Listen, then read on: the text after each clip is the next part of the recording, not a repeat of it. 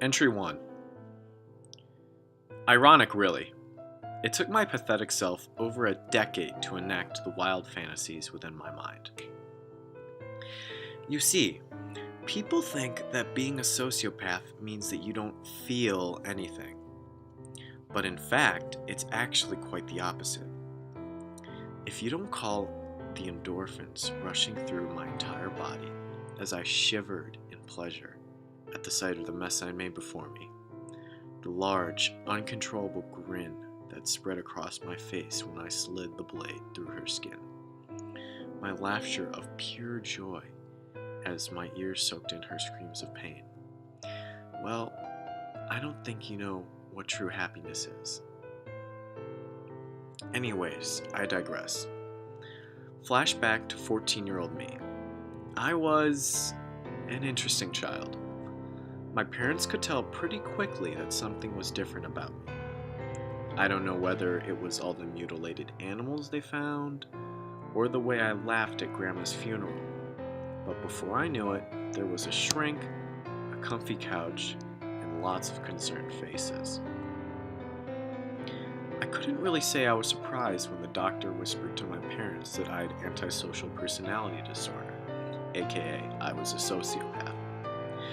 The thought intrigued me, so I decided to do some research.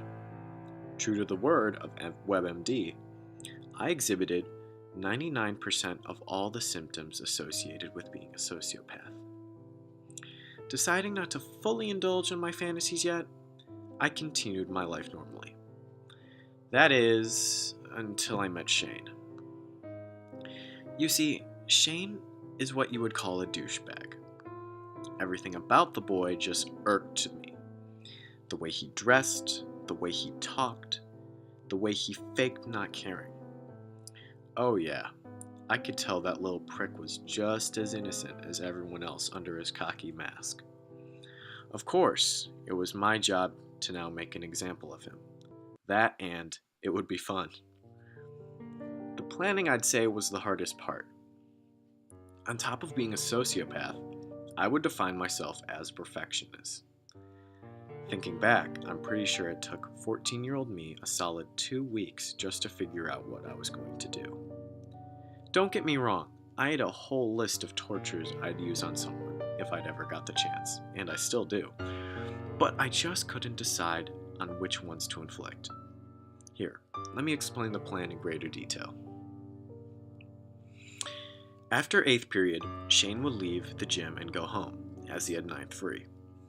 Shane would take the bus and then proceed to walk a good 10 minutes before reaching his home.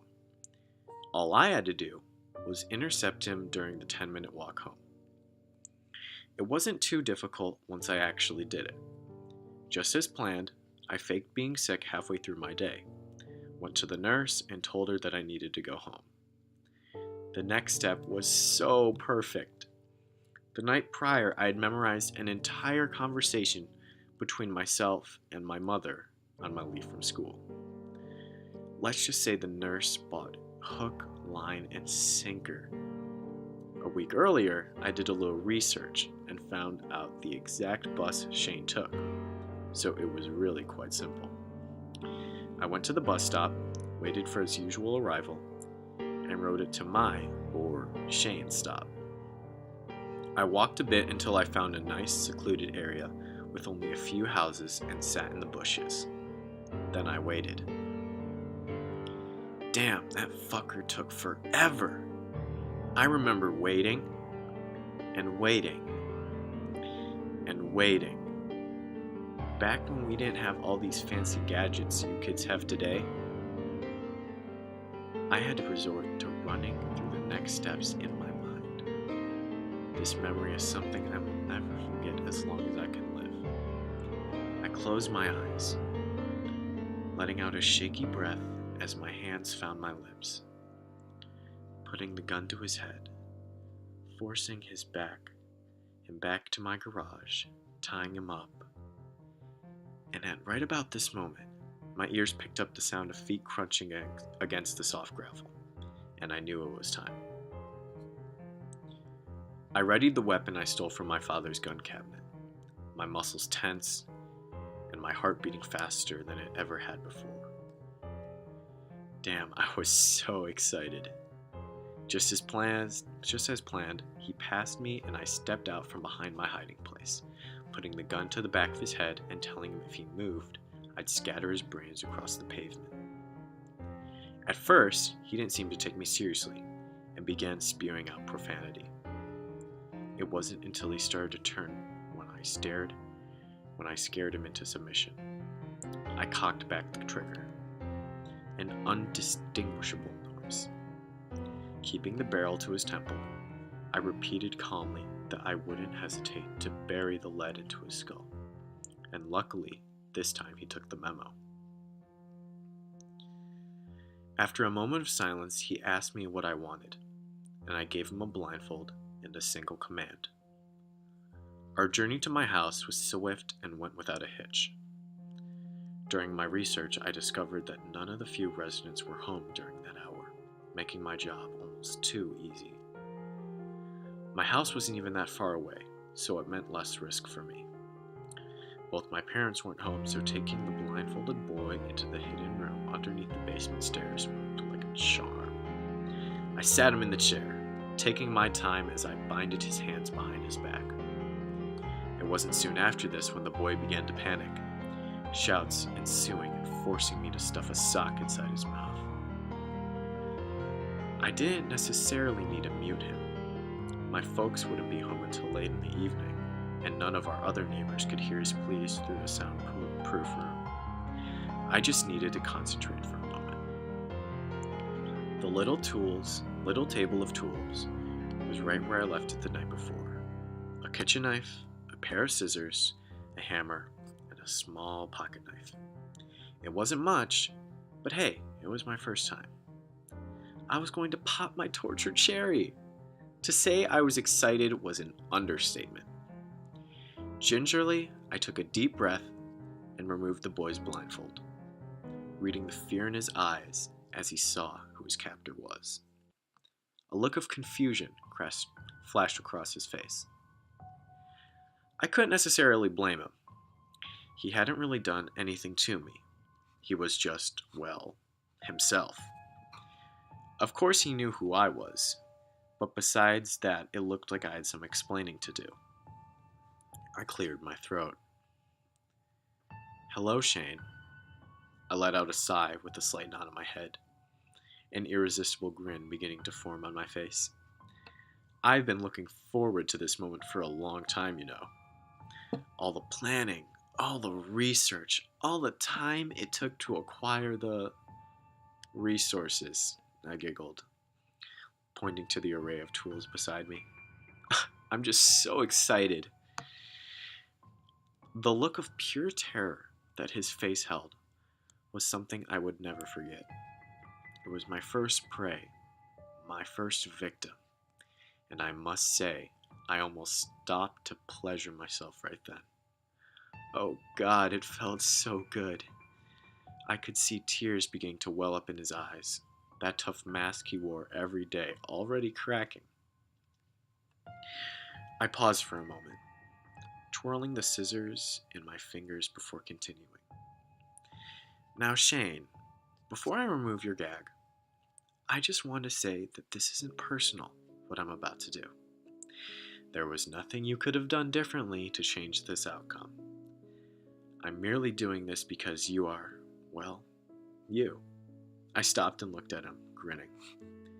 That being said, there's nothing you can say that will stop me from what I'm about to do.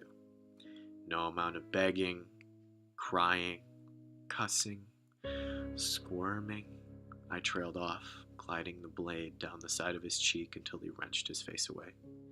Can save you, I finished, taking the gag out of his mouth. The next few hours were heavenly. I must admit, I had a hard time at first deciding where to start. My list of tortures is quite extensive. But once I got started, I couldn't stop.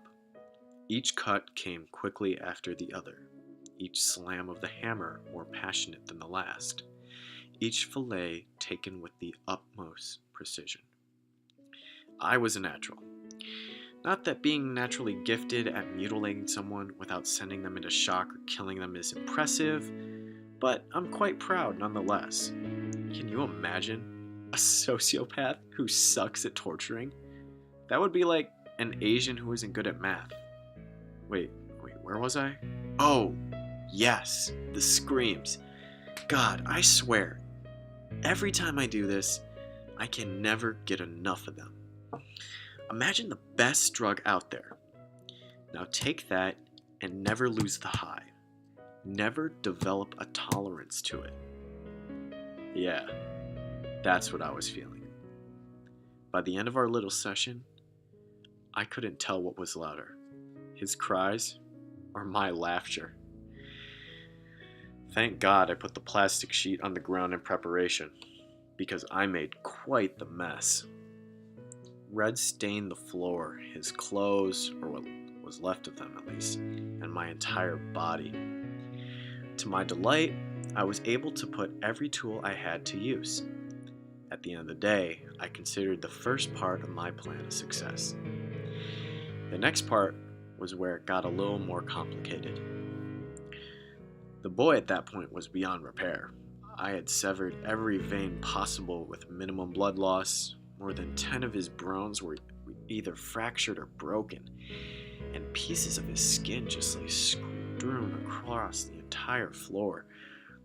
Deciding it would be best for him to be deceased, as I wouldn't want him spilling the beans if he ever was found and discovered, I quickly slit his throat, letting the blood drain from his carotid and jugular arteries in quick fashion. I wrapped his body in the plastic wrap, dragging him up the stairs, out of the house, and to the little dwelling at the end of my street where the white van was parked. Fortunately, the trunk was unlocked and I heaved the dead boy into the trunk, only after taking the weapons I stole from the man's house earlier in the week inside with it. I wasn't stupid. I wore gloves during the duration of our little session so my fingerprints didn't overshadow the man's. I closed and locked the trunk before heading back to my house, scrubbing down the little room with hydrogen peroxide. Just a bottle I took from our medicine cabinet, nothing serious, and put it back in pristine condition. Later that week, I sat on the couch watching the news when I saw a man in our neighborhood who kidnapped, tortured, and killed an innocent high school boy. The man was not only a registered sex offender, but a sociopath, according to his medical history records. The case was quick, and to my amusement, he was given capital punishment, something only given twice in the past 50 years of my state. The parents of the kid, of course, were devastated. They blamed themselves for working long hours, unable to notice the absence of their son until it was too late. If I remember correctly, the two actually filed for a divorce a few months later, unable to live with the guilt. Looking back, I realized how lucky I was. Not a single person managed to see me drag a dead body across the street and into a car. Granted, it being a time for parents to still be at work, I consider myself blessed by the Lord. That is, if there even is one. Well, that was my first of many adventures. I admit it was a little rough around the edges, but hey, I was 14. Give me a break. Anyways, I have some business to attend to, so I'll be ending my story here. Don't you worry though. I'm sure I'll be back with another tale to tell real soon.